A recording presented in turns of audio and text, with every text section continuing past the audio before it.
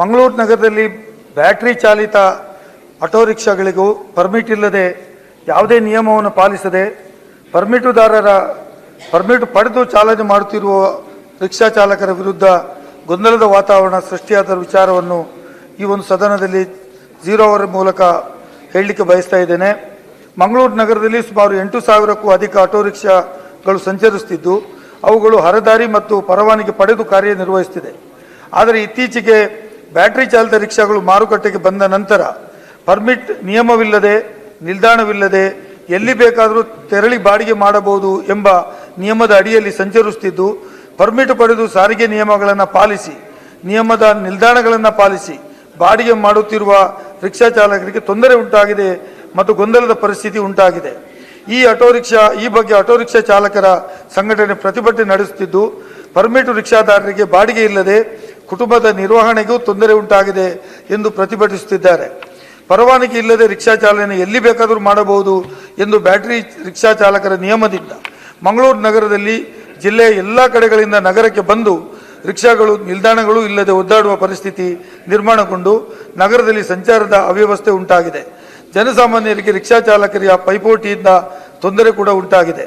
ಕೇಂದ್ರ ಸರ್ಕಾರದ ಪರವಾನಗಿ ಇಲ್ಲದೆ ಎಲೆಕ್ಟ್ರಿಕ್ ಬ್ಯಾಟರಿ ಚಾಲಿತ ಆಟೋ ರಿಕ್ಷಾಗಳಿಗೆ ನೀಡಿರುವ ವಿನಾಯಿತಿ ಕ್ರಮಕ್ಕೆ ತಮಿಳುನಾಡು ಮತ್ತು ದೆಹಲಿ ಸರ್ಕಾರಗಳು ನಿಯಮಗಳನ್ನು ರೂಪಿಸಿ ಎಲೆಕ್ಟ್ರಿಕ್ ಬ್ಯಾಟರಿ ಚಾಲಿತ ಆಟೋ ರಿಕ್ಷಾಗಳನ್ನು ನಿಯಂತ್ರಿಸಲು ಮತ್ತು ನಿಯಮ ರೂಪಿಸಿ ಎಲೆಕ್ಟ್ರಿಕ್ ಬ್ಯಾಟರಿ ಚಾಲಿತ ಆಟೋ ರಿಕ್ಷಾಗಳನ್ನು ಪ್ರಸ್ತುತ ಆಟೋ ರಿಕ್ಷಾಗಳ ನಿಯಮದಲ್ಲಿಯೇ ಕಾರ್ಯಾಚರಣೆ ಮಾಡುವಂತೆ ನಿಯಮಗಳನ್ನು ರೂಪಿಸಿದೆ.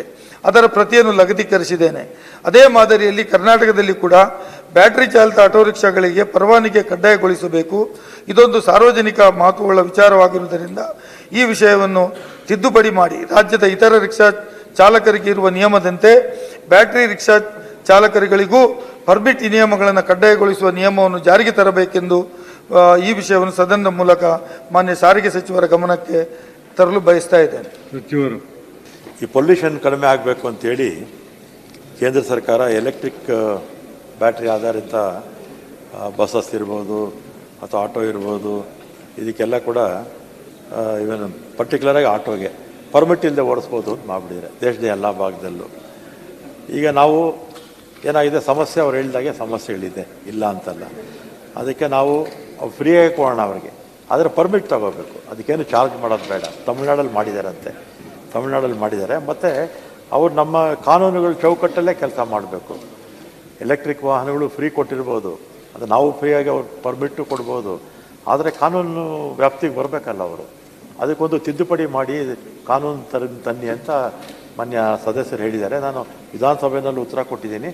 ಈಗಲೂ ಅದನ್ನೇ ಹೇಳಿ ಒಂದು ಕಾನೂನು ಚೌಕಟ್ಟಲ್ಲಿ ತರ್ತೀವಿ ಸಭಾಧ್ಯಕ್ಷರೇ.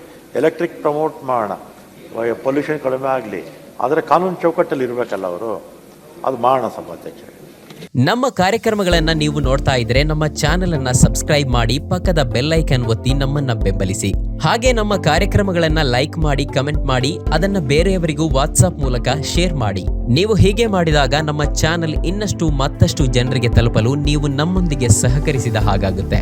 ಇದು ನೀವು ಯಾವುದೇ ಖರ್ಚಿಲ್ಲದೆ ಕೆಲವೇ ಸೆಕೆಂಡುಗಳಲ್ಲಿ ನೀಡಬಹುದಾದ ಸಹಕಾರ. ಧನ್ಯವಾದಗಳು.